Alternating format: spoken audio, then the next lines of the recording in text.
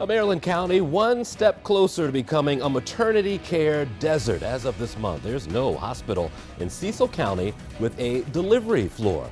ChristianaCare just closed the only birth center in Cecil County, and some expectant mothers will now have to drive across state lines to deliver their babies. 11 News investigates the closure and the growing call to find a solution before lives are put at risk. Tommy Clark reports. That's been my dream, was to be the first midwife at Union Hospital, and I got to live that dream starting January 2025. Maddie Reese says her career was on track, delivering babies at her hometown hospital. Then, in May, a bombshell announcement upended everything. When did you find out that the labor and delivery floor was closing at Union Hospital? 7:45 on a Monday morning, May 18th. Came into the office and said, hey, we're closing the labor and delivery over there. Reese says warning signs had surfaced months earlier, but questions were either met with reassurance or silence until it was too late. ChristianaCare eliminated 31 nurses and physicians. County Executive Adam Strait, whose children were born at Union, says he was even kept in the dark. If you're going to close a major health service in Cecil County, I would think that the county executive would be the first person that you call and notify. Once the decision was made, he and area leadership sent this letter urging ChristianaCare, which took over Union Hospital in 2020, to reconsider. He says the letter went unanswered. No matter what is said, what is said now, it was very clear that this was a financial situation.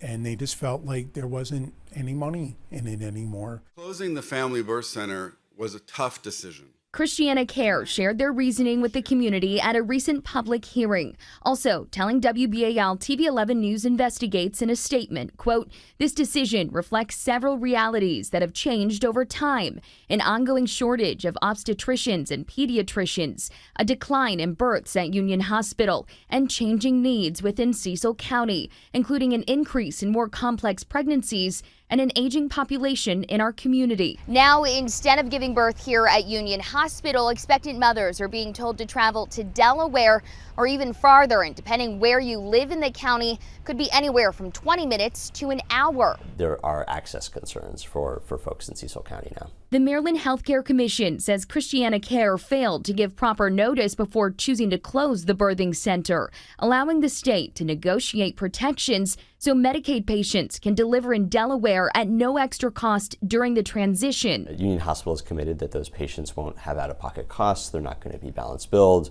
And to their credit, that should make things certainly easier for patients on Medicaid. While talks continue to find a permanent Medicaid solution, Strait says one major problem remains. Expectant mothers must now travel farther to give birth when every minute matters. I will work with whoever I have to work with. I don't care what political party they're from. I don't care where they live. We will find a solution one way or another. No, I am not letting this go. As Reese navigates what's next for her career, she's worried this closure is just the beginning of a rural health care crisis. You can go look at any county across this country. There's over hundreds of them that have lost this service in the past 5 years, and you can see what their outcomes are, and you can see what's ahead for our mothers and our families and our babies here, and it's not good. Tommy Clark joined me now. How surprised were you when you got and heard the details of all of this? When I first heard about it, I couldn't believe it. You know, especially as a woman, who wants to start a family someday, thinking about those things. And then when I learned more and I spoke with people directly involved, it's just heartbreaking, because obviously no woman wants to have that experience where you're having to worry about this. So it was surprising, to say the least. You mentioned the term maternity care desert. What exactly is that? Because they're approaching that, what you're saying. Exactly. Basically, they're halfway there. So it takes two things. Not having a birth center, so that's what they have going on. But then you also have to not have a doctor who can deliver babies. So say a OB/GYN practice. So they still have practices there. They have doctors, but there's nowhere to actually have the baby other than the emergency room. And that's the issue. So they're halfway there to becoming a maternity care desert. So what happens now? Let's say you have a husband and wife there. They're prepared to have a child, but they can't do it at their nearby hospital. What happens in this whole process? Yeah, so they can have their doctor there and everything, but their doctor is going to be telling them, you're not going to be able to have the baby in this county. Either they're going to have to go to Delaware or another hospital. Bel Air is another location. And like I said in the story, depending where you live, that could be an hour. So you don't want to be stuck in an emergency. They were really reiterating their message right now is prepare, prepare, prepare. But of course, life happens and there can be emergencies. So people are just, looking toward the next steps. The county executive, he said in the story, he's going to do whatever he can, whether that means bringing in a new healthcare system.